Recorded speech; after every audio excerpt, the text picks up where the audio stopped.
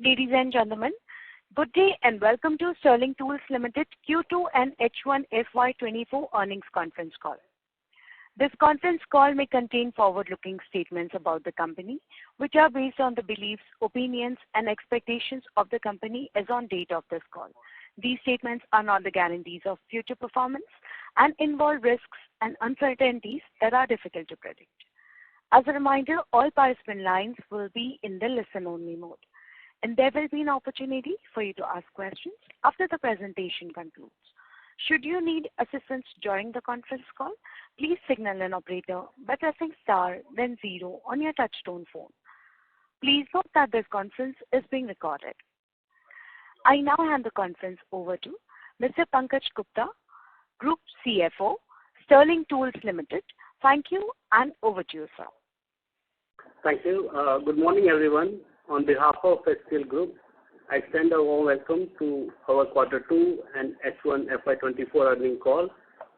I'm joined on this call by Mr. Atul Agrawal, our full-time director, Mr. Jaideep Wadhwa, director, and SGA, our investor relations advisor. We have uploaded our results presentation on the exchange, and I hope everyone has had a chance to go through the same. I will now request Mr. Atul Agrawal for his remarks. Good morning, everybody. Thank you, Pankaj. I welcome you all to a Q2 and H1 FY24 earnings call. Let me just dive in directly into some broad industry numbers. As you guys are probably more informed than us, the industry numbers are looking a little tepid. The industry overall, automotive industry overall, grew by 1%. And the bulk of the growth, even though that 1%, came from passenger vehicles, which grew about 15%, driven by a change in buying patterns, preferring more SUVs and bigger vehicles. Two-wheeler industry has grown pretty much flat. It's only about 2.2% up. Commercial vehicles are up 3.6%, and farm equipment is negative 8.7%. So overall industry is probably up only 1%. We at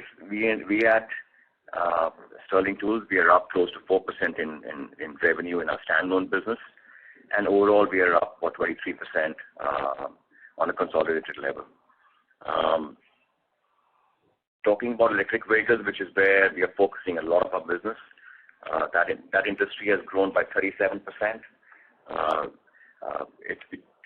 It is below our expectations, and I think the same to subsidy amendments and changes has caused a temporary hiccup in the growth numbers.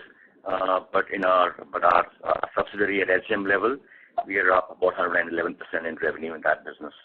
So despite the hiccups, I think we are still clocking a good growth in that number. The only concern being the core automotive industry, which, like I said, is up 1%. But we are still outpacing that industry in our growth by 4%. It is not a number we are happy with, but we are making some efforts to grow much faster than the industry is growing right now. Coming to other updates, the company is introducing an STL ESOP plan 2023, wherein the company shall grant ESOP subject to regulatory approvals. The ESOP plan is being introduced with a view to provide employees of the company and its subsidiaries employees with additional incentives based on productivity and performance, and thereby motivating them to contribute further to the corporate growth and profitability. We at Sterling Tools, we are committed to deliver sustainable growth and strive towards outpacing industry growth at standalone and consolidated level.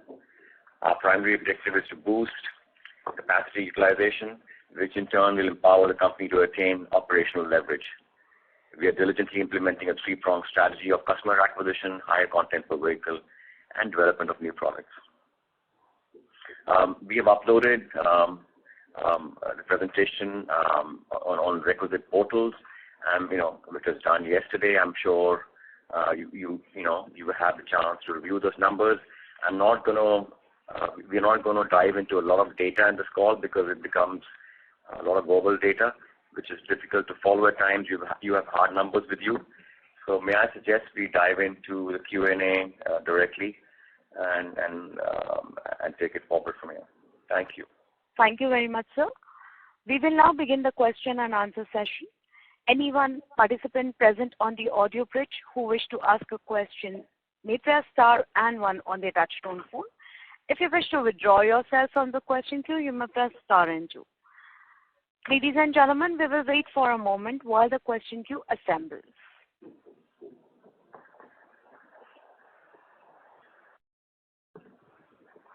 Participants who wishes to ask questions may please press star and one on their touchtone phone.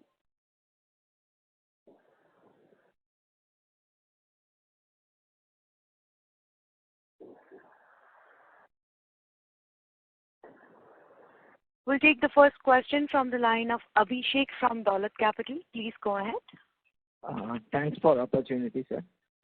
Sir, my first question is on fastener business. As the raw materials prices are benign, and it was expected a sharp jump in your fastener business margin, while margin still is hovering at a 13.5 to 14%. So when can we expect historical margin of 16 to 17% in the fastener business, sir? So good morning, Abhishek. How are you? It's been a long time we spoke. Abhishek, so just two data points on that. Yes, steel is, I would say soft. It's not soft, but at the same time, it's not.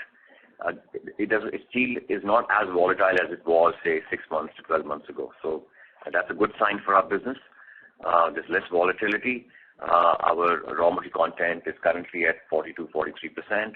Yes, you're right. Historically, it was at 39-40%, and we hopefully will get there in times to come. But I think our historical margin was 16-17%, and we have raised the issue earlier as well. One, there's that customers have compensated us for the steel price increases, but we haven't got full compensation for the conversion or the value addition we do for our product in our shop floors. So we have not been compensated for other inflationary pressures on petroleum products, chemicals, energy, people, etc. That's putting that pressure on margin structures. Having said that, our margins on a standalone basis in a fastener business have improved. I think we are on a half-yearly basis. We are at 14.4%, which was for the quarters at 14.6%, vis-a-vis the Q1 at 14.1%. So there is a margin improvement happening in our EBITDA margins, and we hope to see that improvement continuing in third and the fourth quarter as well. It's also on the function of the count fact, that we are, as the prices of raw material are softening, we still have some old inventories at higher price points in our system, which will get liquidated over time, and the new inventories will start getting activated, which are already getting activated, which will help us improve our margin structures. So we are hoping that our margins in the coming second half will be close to 15%, giving us an overall margin in our fastener business close to 15% or 14.75 and 14.8%. That's our estimation on the margins for that business. Okay, sir. Sir, and a second, in a MCU business, despite the fall in the revenue, your margin remains strong at around 7%. So how is the outlook of the business for this, and what is the outlook of margin as well? I'm going to let Jaideep take questions on the EV side. He's Jaideep, over to you. So in our SCM subsidiary, we've indicated that we believe that our margin percentage should be between 7 and 9%. We have, because of the fact that we are not a very asset-heavy business, we are an asset-light business. We are a high working capital business. So volume leverage does not give us such a big impact on our margins. We've said this before, and I'll reiterate that we believe that the steady state margin for this business will be about 7 to 9%, unless we do further investments for putting up SMT lines, etc., and bringing some processes in-house, which is not something which is in the plan for this year. So, in a non-fastener business, you had guided around double revenue in FY24. In the first half, revenue is muted. So still you intact your guidance given the slowdown in the e-two-wheelers volume post FAME subsidy reduction? Yeah, well, so I'll try to put in a couple of points here. But definitely, the sales of e-two-wheelers has not been as per our expectations, and government policy changes have had a big impact on this. So we do see that doubling our growth or doubling our numbers from last year is going to be a big challenge. We still believe that we'll have very, very strong growth year over year, but it will not be 2x as we had projected at the start of the year. I think another interesting data point which was there in today's newspapers is that the top 4 companies in the electric two-wheeler space now control 90% of the market. That means Ola, Ather, TVS and Bajaj now have 90% market share. For us, the good news is that we have at least one of those as our customers. The bad news is that some of our other customers that we had a lot of expectations from are not doing so well against the big 4. So yes, we'll have to see how this maps out over the coming months. The other thing I would mention is that we continue to improve our position in the three-wheeler and LCV space, and that should also continue to add to our revenue. So I don't think we'll be able to get to 2x, but I do hope that we'll be able to put in a strong performance in terms of revenue growth. So as you mentioned that the top 4 players are having the 90% market share. So in terms of the incumbent like TVS and Bajaj, how is your market share? Or are you looking to start supply to them?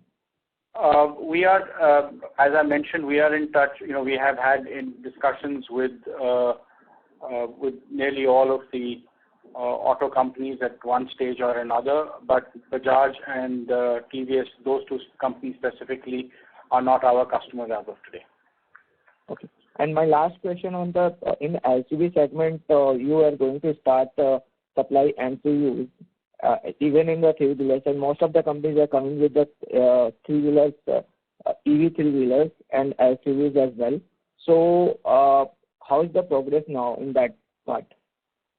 So, I think the big event for the industry was on 11th September when Ashok Leyland and Switch Mobility showcased their new vehicles, and they launched the Dost and the Bada Dost. And I think that's not only important from the fact that these 2 products were launched, but it's important because it galvanizes everyone else in the industry to speed up their product launches. So we see a lot more activity from the other companies also to bring out their products, because I think that obviously when a very strong OE like Ashok Leyland / Switch launches a product, then other companies would not want to be left behind and will work hard to think. So we are very hopeful we have very big hopes from the LCV business in FY25. Thank you, sir. That's all from my side. Thank you. We'll take the next question from the line of CA Nihar Shah from Crown Capital. Please go ahead. Hello, sir. Good morning. Good morning. Yeah, I have just 2 small questions. One is that we are planning capacity expansion for SGEM, I guess. So what will be the capex coming in H2, and what was the capex we did in H1 this year? Okay.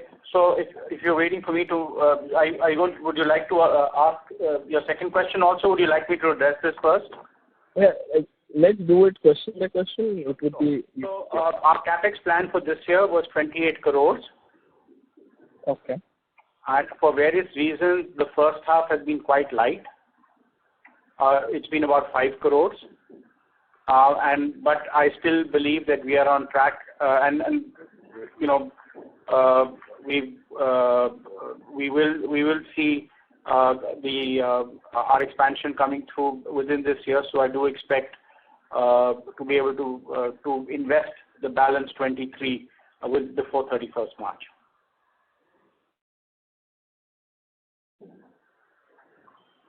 Hello. Yeah. Could you hear me? Yeah. Yeah. So just to give you to just summarize that for you, the capex plan was 28 crores as per current expectations. We expect to complete that capex plan before 31st March. Okay. And one small other question is it's relating to the top line. Our top line saw decline on quarter-on-quarter basis. So how are we planning to grow from here? What will be the drivers for our growth in H2 and coming FY25, 26? So I think there were a couple of there are obviously a couple of reasons for the decline from H1, so from quarter 1 to quarter 2. One obviously being the change in policy, which means that a lot of the customers a lot of our customers, a lot of the OEs have had to reject their product strategy because the incentive, the FAME incentive was based on the size of the battery pack.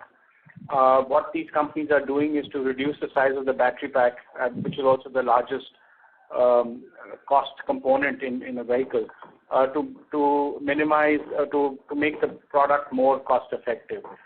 So yes, there is a timing lag that we can see, or we are seeing a temporary dip, but it's not. To my mind, it's temporary for sure. It's not permanent. It's just a matter of realignment of product strategies by our customers.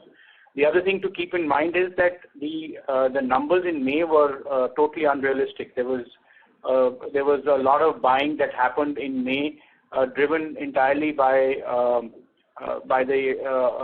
the fact that the duty was being the FAME subsidy was being eliminated.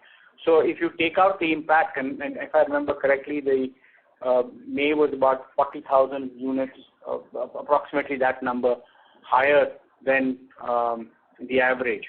So if you take 40,000 units and spread that out over a quarter, you'll see that quarter 2 for the industry as a whole was not hugely off. So I think the industry will weather this temporary setback. And as far as SGM is concerned, we've talked about our strategy very extensively. That it's not only about the E2-wheeler, but also the 3-wheelers and the LCVs that we are counting on for our future growth. Okay. Thank you, sir. And one last question is do we have any major orders under our subsidiary SGM? We have 16 contracts, if I'm not mistaken. Have we gotten any other contracts? And what will be the timeline for completing this contract?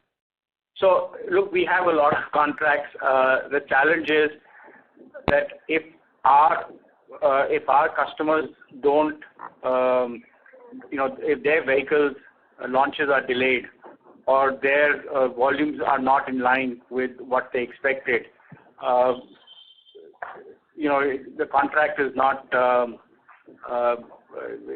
we can't, it doesn't help that much. So we look at it more from the aspect of, the fact that we are there, we are 100% of the business. And as these companies ramp up their production, that we will continue to get it. I think maybe you're looking for an indication of where we are heading. I think in the first question I mentioned that we feel that we'll do well overall. We are at 130 crores approximately in the first half of this year. That takes us to 260 for the full year if we can maintain this run rate. I believe that we will maintain and improve on this run rate for sure. I'll get back in line for another question. Thank you. Thank you. A reminder to all the participants, anyone who wishes to ask questions may please press star and 1.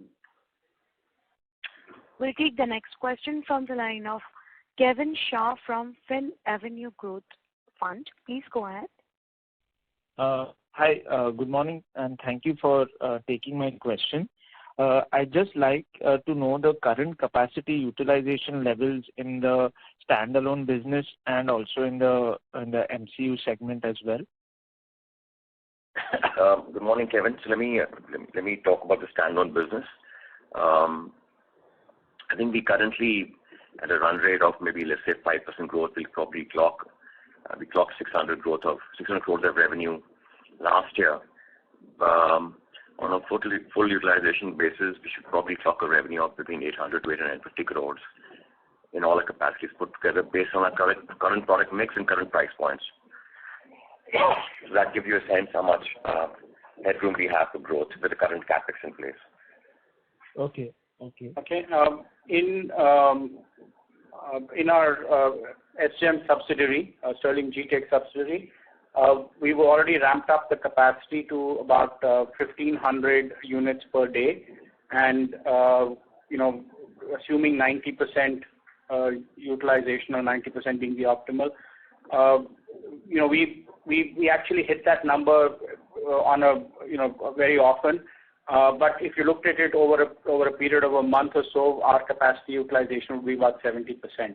But this business, the fluctuations in the market, so we track it daily because that's how it tracks. But I think to answer your question directly, we're averaging about 70% on current capacity, and then we hope to expand that capacity, in the coming months. Okay, thank you. And just on the back of the point of capacity expansion, in the MCU business, we are looking to expand our capacity to about 6 lakh units. So is that expansion plan still as per schedule? Like, is it on track as per our thought process? Yes, it is. And I think I'd also explained that in the last question that in terms of our capex, we expect to utilize the entire budget of 28 crores by 31st March. Okay, sir. And just one last question. In the previous call, you had mentioned that you will be finalizing the terms of your agreement with Stake, like you'll be meeting them. So is there any update on that? Are those terms crystallized? Are we through with that? So, the meeting has not happened yet. The meeting is now scheduled for later in this month, and I am very confident that we'll be able to announce the finalization of this definitely in the next call or earlier. Oh, okay, sir. And just one last question, if I may. Do you expect the second half of this year to be slightly more positive, driven by like the festive seasons coming up and just like a general bounce back in demand? Like you're even in the two-wheeler segment for the MCU business and even for our fasteners business. If you could just throw some light on that, sir. Can you repeat that question again? Festive demand in last quarter. Do you expect the second half of this year to have like a more positive response in terms of sales in comparison to the first half of this financial year for both the businesses? So the festive sales are pretty good, but you also got to keep in mind that upsurge happens in production levels with OEMs a month before the festive season starts, which is probably September, October this year. So the production numbers are pretty strong all around. Now, having said that, the month of December is pretty slow for various reasons. One, there's a lot of demand which has been satisfied during the festive period. B, a lot of the OEMs going for a shutdown mode for short periods, some as small as 5 days, some as long as 14 days for maintenance and an annual shutdowns, which from our perspective, from a consumption perspective or a production perspective, slows things down. So, but that's an annual cycle which happens every year, and it's been happening for a while. I think Atul addressed the macro, macro industry trend. But I'll just add to that in the EV space, the other thing that we are looking at to help boost our numbers is new product launches by our customers. Okay. Thank you so much, and all the best for your months ahead. Thank you. Thank you. We'll take the next question from the line of Dushyant Mishra from Sage One. Please go ahead. Hi, good morning, everybody. I just had a quick question. Jerry, you kind of alluded to the fact that it's better to work with all sort of participants. I'm sorry to interrupt, sir. Mr. Mishra, your audio is not that clear, sir. May we request you to use your handset, please? Okay. Is this any better? Yes, sir. Please proceed. Okay, great. Jerry, you've alluded to the fact that it's better to work with a basket of sort of EV manufacturers in the past, so that whoever the consolidation eventually leads to, you still have a horse in that race. But it seems like 50% of the leaders today, we have absolutely no exposure to. Is there a strategy to change that? And despite what you're talking about with sort of customers' new product launches, is there anything at our end in terms of new product innovation outside of the MCU space, within mobility, obviously, that we would want to ramp up to increase our wallet share within them? I'd just like to clarify my statement from earlier.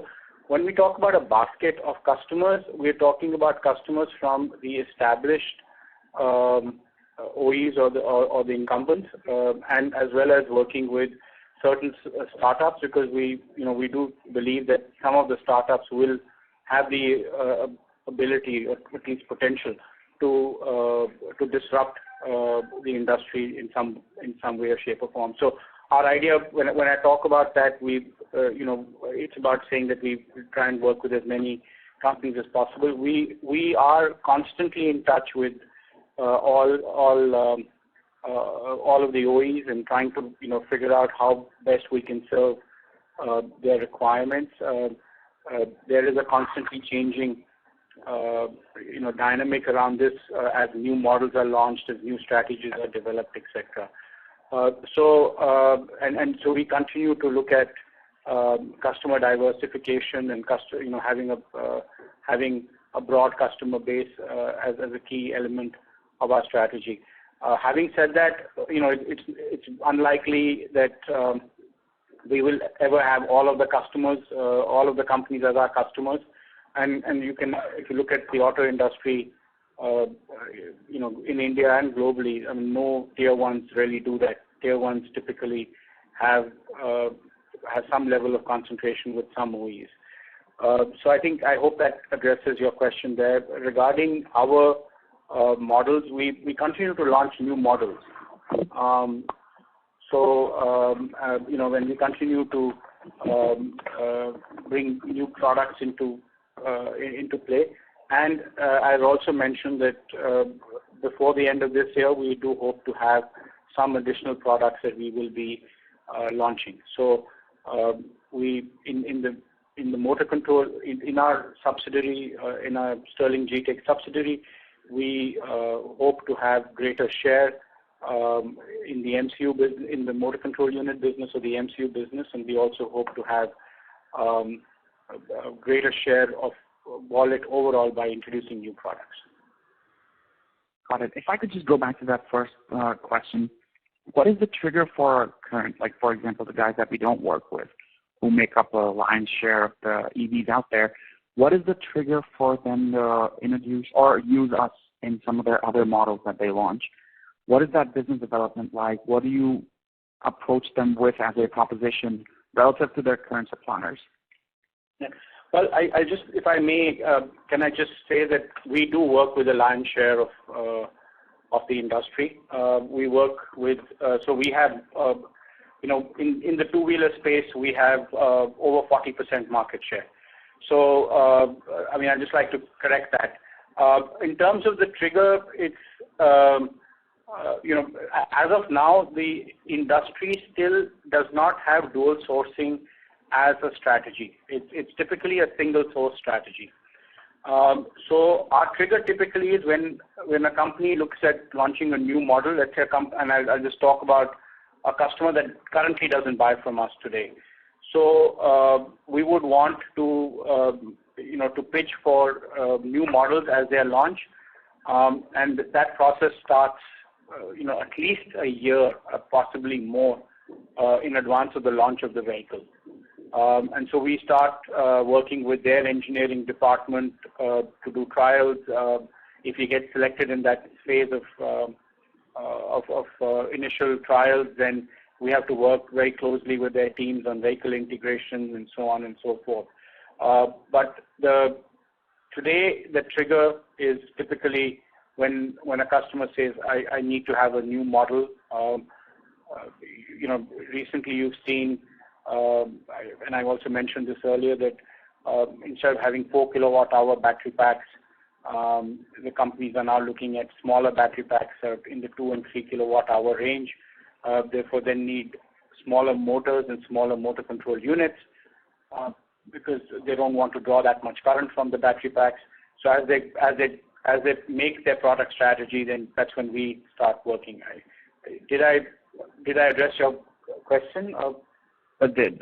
And one last thing. So is there something on the anvil right now? Because you say you have about a year's worth of visibility in the product launches. Is there something in the next year that's giving you the confidence of the growth that you're talking about? Or is it mostly on the current customers that you're working with that you're basically off of? So, when we've kind of resisted the whole notion of talking about an order book, because we find that to be, as I explained a little earlier, that it's a little nebulous because of the fact that we don't know exactly how the launches will go and what the success of the launch will be. But what we do track is what is the number of customers that we have who have given us a contract, who have sent their vehicles into homologation with our product. That number today is 16. The number of vehicles within that, I think, will be closer to about 20.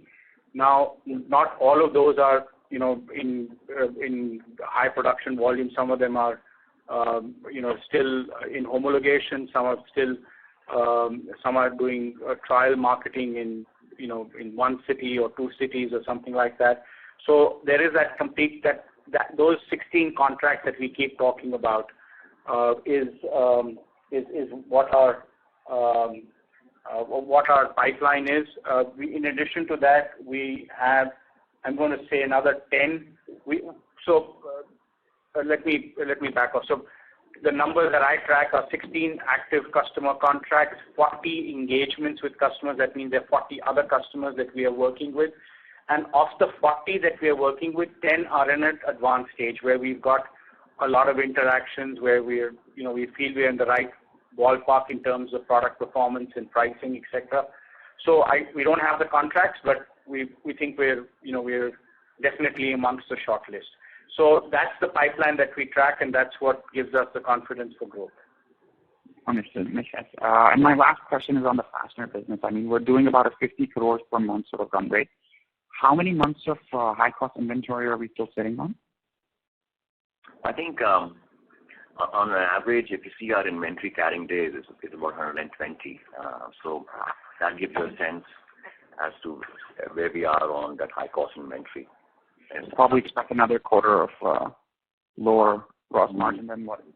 Since we carry a lot of grade of products, a lot of variety of SKUs, so some have already been consumed, some are not. So there's no thumb rule to it. But I think on a full cycle, it takes about 3 to 4 months to exhaust that. Perfect. Thank you so much, Atul. Thanks. Thank you. Thank you. We'll take the next question from the line of Kush Kusrani from InCred Asset Management. Please go ahead.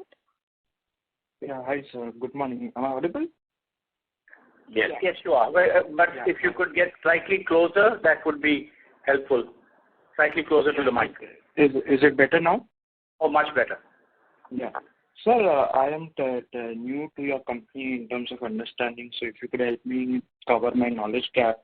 In the MCU business as of now, how is the position with the partner? Have they invested or are we just buying from them right now? In our Sterling GTech subsidiary, we do not have investment from GTech. That was, as you're aware, the government has restrictions on investments from neighboring countries. So the agreement has been morphed into a technical agreement, which I think we just discussed a little while earlier. We are in the process of fine-tuning that, fine-tuning the arrangements, and we'll be able to sign that within this month. Sure. And if that happens, then there would be no need to pay royalties to them, per se. So, I think what we said is that our costing will not change, so our gross margin will not change. Sure. So that's what we see as our sustainable margin will not be impacted by our technology agreement. Sure. And then we would have to pay minority interest, that is when we report numbers, right? Am I understanding it right? I'm not sure I understand your question. Could you repeat that, please? Maybe I'll get. So the subsidiary profits would be shared with GT as well, right? Once they acquire. No, not. I mean, there is no, because they don't have a minority investment, right? That's right. Once the investment happens, whenever it happens. I think other than the political leadership of this country, I think no one else knows when that will happen. So there is until there is clarity there, we have no way of knowing if it will happen. And I mean, the question now is that, considering we've been working with them now for over 2 years, on this other arrangement, which we keep adapting as per the things we feel that I'm not sure that there is value for us to have an investment. Got it, sir. That's thank you for clearing my understanding. I'll get back in the queue. Thank you. Thank you. We'll take the next question from the line of Sonal Gupta from HSBC Mutual Fund. Please go ahead. Hi, good morning, and thanks for taking my question.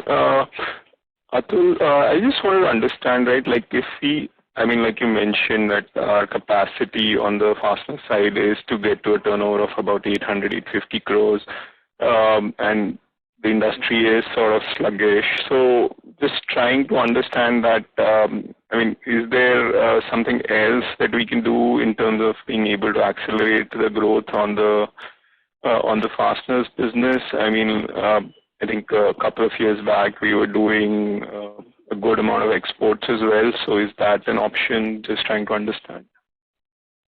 So Sonal, if I can call you Sonal. Yeah. Is that right? Am I getting your name correct? Yeah. Okay. Sonal, so, a good question. I think our objective is to grow faster in the industry. I think we have some opportunities in our customer acquisition strategy, in our product acquisition strategy, which we are working on and which are already bearing results. Hopefully, they will show some positive impact in FY25. So, if you see our customer portfolio, if we talk about passenger vehicles, we work very closely with Maruti Suzuki and also in the automotive division. One large customer which we have just activated this year after years of work with them is the Hyundai Kia Group, and they're the second largest manufacturer in India. After Maruti Suzuki, they've become a very dominant force in Indian passenger vehicle space. We are hopeful that we convert that customer to much larger revenues in years going forward. So, despite the fact the industry may not grow, we hope to grow faster in the passenger vehicle segment. Also, in our two-wheeler space, we work very closely with Honda and Suzuki motorcycles. Hero we reactivated last year, and we are hopeful that we can convert that customer to much larger revenues in years going forward. So, despite the fact the industry may not grow, we hope to grow faster in the passenger vehicle segment. Also, in our two-wheeler space, we work very closely with Honda and Suzuki motorcycles. Hero we reactivated last year, we hope to grow faster in the industry in that segment as well. So we have a couple of strategies we are working on in terms of customer acquisition and product acquisition, which will help us grow faster than the industry. We believe the industry will not grow as fast as in the last 2-3 years. It's kind of cyclical, but we at Sterling hope that we hope to grow much faster than that. And sorry, just on the export front, I mean, like, is that an option or that was more opportunistic in nature? No, I think that's an option. We are currently in negotiation with some large tier 1 customers on that. But on export cycles, this work takes years of work. The customers we were working in Europe with pre-COVID, somehow they had a turbulent time. They came under financial stress, and they were not able to continue their business model at a higher volume we were working at. So they have rationalized their businesses, but we at the same time looking at acquiring more customers. But having said that, that is definitely a weak area in our customer portfolio, which we're working on, but the visibility is still very slow on that. Got it. And just my last question on the EV side, I mean, when are we anticipating really the pickup on the three-wheelers and LCV side, right? Like any time frame? This is Jaideep. So three-wheelers already we do decent volumes. I'm just going to see if I can find. So I mean, three-wheelers is something I think we've got 5 customers which are on active production. And as three-wheelers pick up, we will definitely see our numbers pick up. On the LCVs, we expect the actual product launches from our customers to start in let's say the first year of calendar 24, or the first quarter of calendar 24, or first calendar of FY25. So in those 2 quarters, so that's when they will pick up. I don't want to bore you with details, but the three-wheeler industry, was one that is one, and I won't say was, is one that we expected to see the highest penetration of electrification because of the payback or the total cost of ownership that is there. It's interesting that there are certain interesting twists that are there. For instance, people rent the passenger three-wheelers, and when they rent them, they drive them 24 hours. So, I mean, a person drives it, then his brother drives it, or his friend drives it. So he drives it 12 hours, and his friend drives it 12 hours. That leaves no time for charging. So the industry is adapting to that. So, I think now the numbers are picking up. They're doing better. I was very intrigued to see recently the charging stations that the government has set up actually being used, because, for the longest time, there's been very little utilization on them, and the vehicles that were standing there were three-wheelers.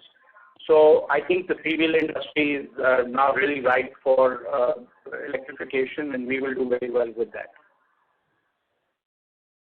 Got it. Great. Thanks a lot for taking my question. Thank you. Thank you. The next question is from the line of Priyank Parekh from Abacus Asset Managers LLP. Please go ahead. Yeah, thanks for the opportunity. Am I audible? Yes, please. Yes, sir. Yeah, thanks. So just wanted to understand the competitive intensity of this MCU business. So how fragmented this business is, and how like OEMs approach this business? Like, are they having in-house manufacturing also apart from the external suppliers, or how it is? So it's an evolving landscape. Right now, I can kind of go down the list of the companies, and you'll see difference. So TVS currently uses a Bosch motor control unit or Bosch powertrain solution.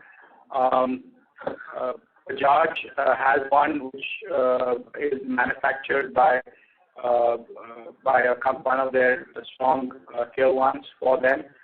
Ather makes in-house and Ola buys from us, just as an example of the four. So the four big boys have all four different strategies around this. In the three-wheeler space, again, you've got the same thing. You've got a couple who make in-house. I mean, Altigreen, I think, is probably the most notable in-house producer. Most of the other companies are buying from outside. In the LCV space, or in the passenger vehicle space, no one is making in-house. Everyone is buying from outside. When you talk about competitive intensity, there are numerous companies that are out there. The question is, there are only a handful that are actually being able to produce any volumes and that have the ecosystem to be able to ramp up supplies and meet customer requirements.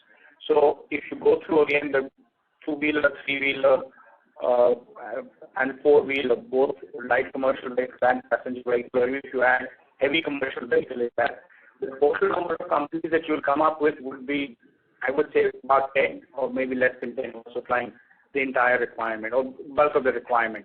There may be 20 other companies out there who are doing a few hundred a month. So there is, I think there is a preference from the industry on certain brands and certain products, but it's a constantly evolving space. Okay, thanks. So, and another question is there any kind of synergy between our fastener business and the MCU business? Of course, we are catering to kind of similar industry, but apart from that, at a technical level, is there any kind of synergy between these two businesses? Okay, so at the technical level, you couldn't find something which is further apart, and that's why we keep the businesses absolutely separate. Separate facilities, separate management. There is absolutely no interplay between the two businesses on that technical level. But let's be honest, the most difficult thing about any business is getting customers. That is the most difficult part about business. It's never about producing something or even the technology. Those things are manageable. Getting the customer is really tough. So the fact that we had the foundation of Sterling Tools, so when we made a call to a customer, they knew who Sterling was. There was a certain credibility that went with the name, and we were able to get the businesses because the customers said, well, they were willing to talk to us. I can tell you that there'll be startups with good products that won't be able to get an appointment with an OEM. So the short answer is the synergies on the customer side, but that's the most important synergy. Okay. Yeah. Okay. Thank you. That's it from my side. Thank you. We'll take the next question from the line of Saurabh from Multi-Act. Please go ahead. Yeah, thanks for the opportunity. This is Rahul Picha from Multi-Act. So I have two questions. First is on Ola's second generation platform. What we have read is that they have designed an integrated motor and motor control unit. So wanted to just understand from you whether, our arrangements with them change on the second generation or, our business stays intact, or is there any change in our arrangements? Look, let me just say we are 100% of Ola business right now. I cannot get into individual models and what goes into that. That would be really treading the line on confidentiality, but we are 100% as of today. Okay. So our perspective was to just understand from a risk point of view, because we are largely dependent on one customer in the electric vehicle segment right now. I would beg to disagree. We are not large. Ola is our biggest customer, but we are not only dependent on them. I think Ola has talked about some has talked about manufacturing MCUs in-house. I think in the long term, we see that it's going to be very difficult for companies to cater to the kind of model that they want to do with in-house production. As of today, Ola itself has the S1. Just go back to the last slide. Yeah. So they have the Ola S1, the S1 Pro, the S1 Air, S1X, S1X Plus, right? That's 6 models or 5 models that they have. For them to make 5 different MCUs, 5 different motors, it becomes very challenging also. And the same thing is true now, is going to be true of everyone else. Ather for today, example today, has essentially the 450 platform. But when they launch new models, I mean, will they continue to develop? Because if they continue to develop all the electronics and all of the components themselves, I think that will really slow down the pace. So we think that volumes will continue to increase, and while yes, there has been talk of Ola.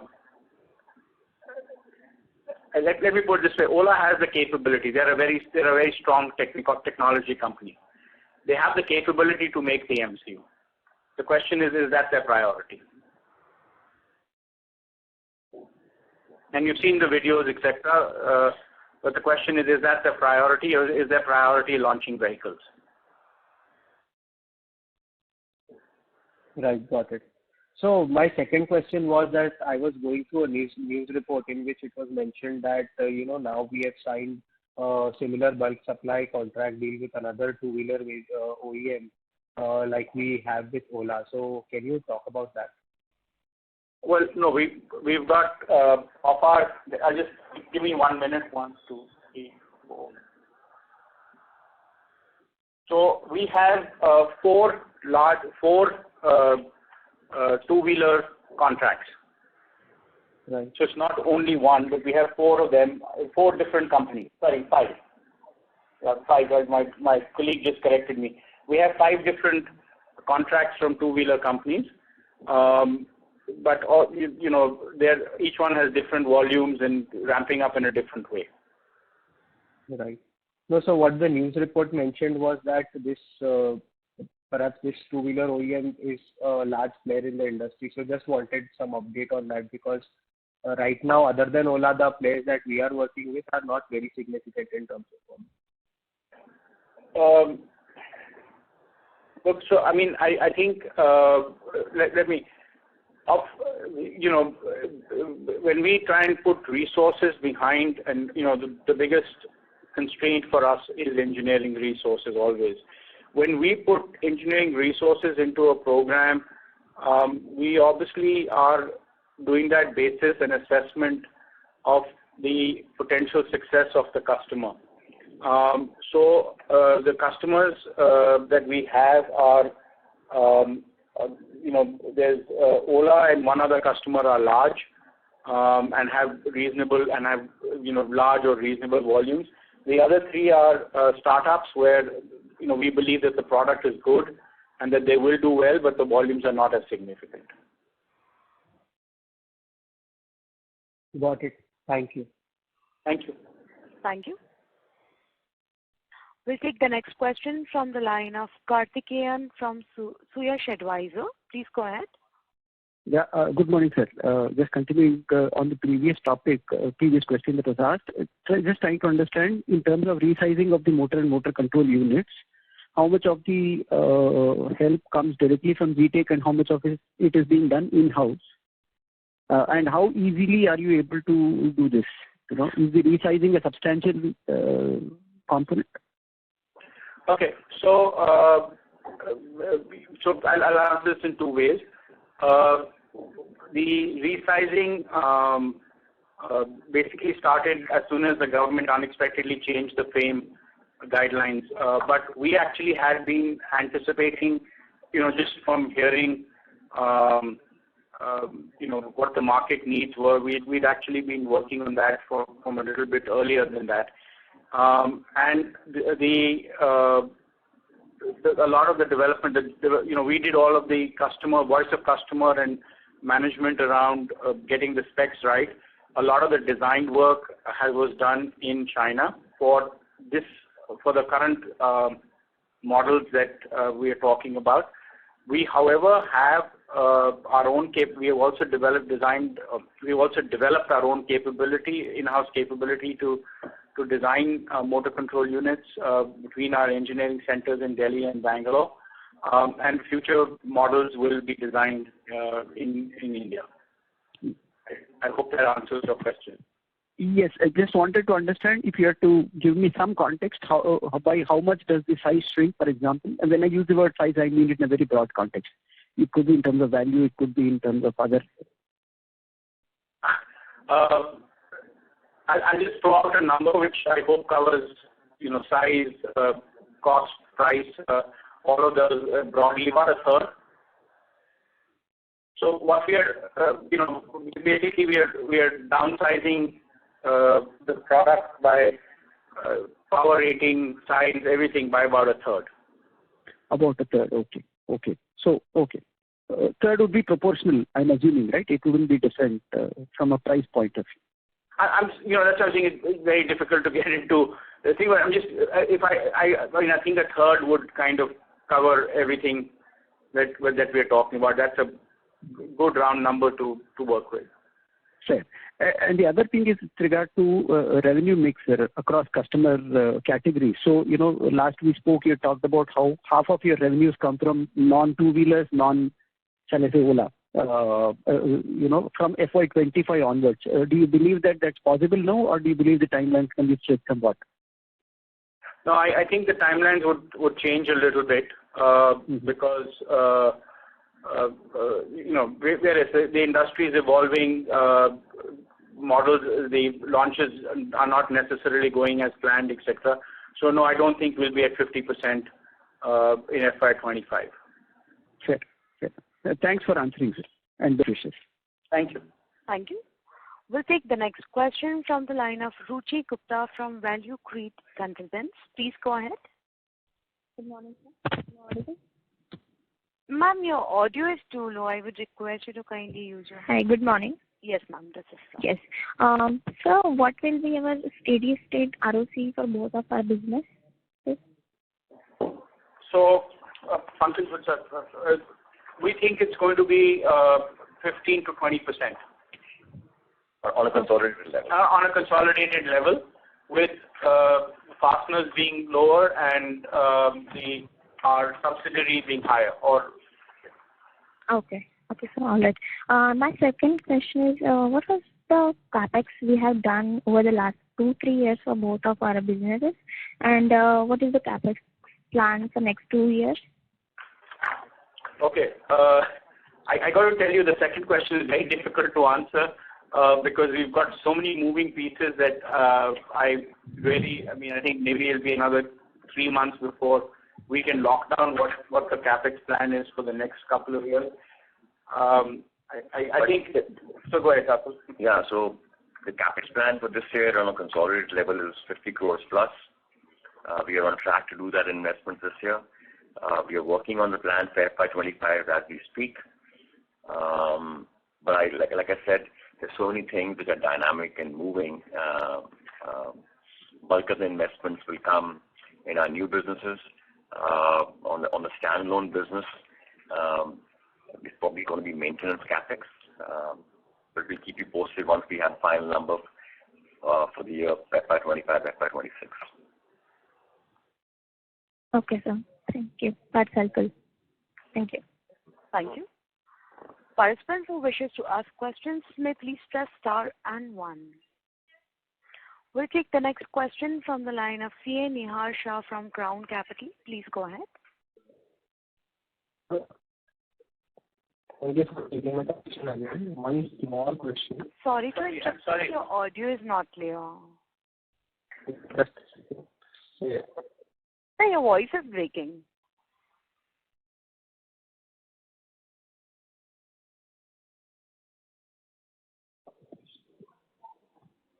Hello, sir. Am I audible now?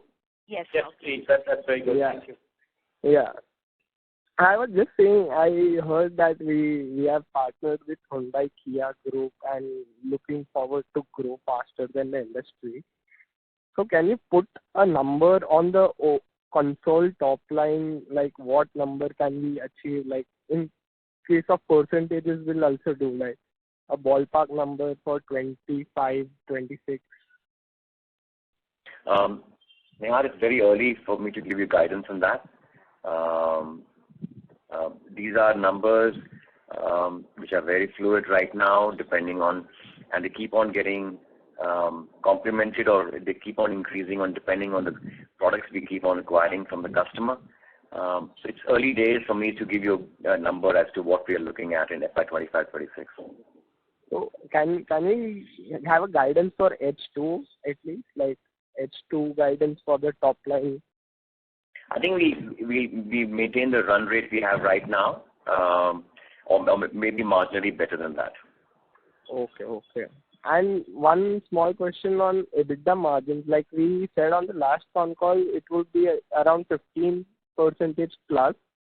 But right now we are sitting on 12.5% on consolidated basis. So are we in line to achieve the 15% margin, or has there been any change? So Nihar, one correction, I think that 12.5% margin is on a consolidated level. We never said that the consolidated numbers will go up to 15%. We talked about the standalone business, and we're still very hopeful that we'll be very close to that. If the industry was growing faster than it is currently, then I would have given you a little more confident guidance on that particular number, but that's where we are right now on standalone and on a consolidated level. Okay, no problem. Thank you and all the best. Thank you. Ladies and gentlemen, as there are no further questions from the participants, I now hand the conference over to Mr. Atul Agarwal for closing comments. Over to you, sir. Thank you, everybody, for being patient and taking our time to spend the morning with us today. We will see you again once we announce the third quarter results, and hopefully some of you will reach out for any clarificatory questions or queries you may have post our call today. Please reach out to Pankaj or me or Jerry. We'll hopefully address them for you. Once again, all the best with festival greetings, happy holidays, and wish you good health and prosperity in the coming Diwali days. Thank you, members of the management. Ladies and gentlemen, on behalf of Sterling Tools Limited, that concludes this conference. We thank you for joining us, and you may now disconnect your lines. Thank you. Thank you. Thank you.